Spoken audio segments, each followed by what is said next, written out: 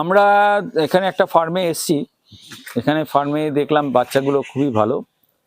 আমি সকলের জন্য বলবো যে এই ছাগলের বাচ্চা যখন সে প্রসব করে, প্রথম কথা হচ্ছে যে গর্ভবতী অবস্থা থেকে কিন্তু তাকে যত্ন নিতে হয়। যখন ছাগলের মা গর্ভবতী হয় তখন থেকে যত্ন নিতে হয়, যাতে করে অন্য কোনো ছাগল তাকে গুটিয়ে না দেয়। এই জন্য তাকে আলাদা রাখতে হয়। তার খাদ্যের বিষয়টাকে যত্ন নিতে হয়। কৃমি যাতে তার শরীরের ভেতরে না আসে এবং সেটা যাতে বাচ্চায় সংক্রমিত না হয় তার জন্য ব্যবস্থা নিতে হয়। যখন বাচ্চাটা দেয় সেই সময় একটা বিশাল রকম প্রয়োজন যে সকলের, সেখানে বাচ্চারা যাতে ঠিক মতন বেরিয়ে আসে, একটা বা দুটো বাচ্চা বেরিয়ে আসে, ফুলটা যাতে বেরিয়ে আসে এবং সেগুলোকে ঠিকভাবে যথাযথ ব্যবস্থা করা।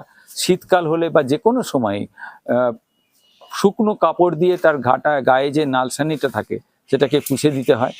পুছে দিয়ে তার যে নাড়িটা থাকে সেই নাড়িটা শরীরের থেকে 1 ইঞ্চি মতো রেখে বাদবাকিটাকে সুতো দিয়ে বেঁধে বিটাডিনে ডুবিয়ে দিতে হয়। আর মুখে যে লালাগুলো থাকে সেই লালাগুলোকে পরিষ্কার করে দিতে হয়, তা নাহলে পরে নাক দিয়ে সেই লালাগুলো চলে যাবে, আবার লাংসে চলে যাবে, যে তখন কিন্তু তার আবার জন্মানোর সময়ই তার নিউমোনিয়া হয়ে জন্মাবে।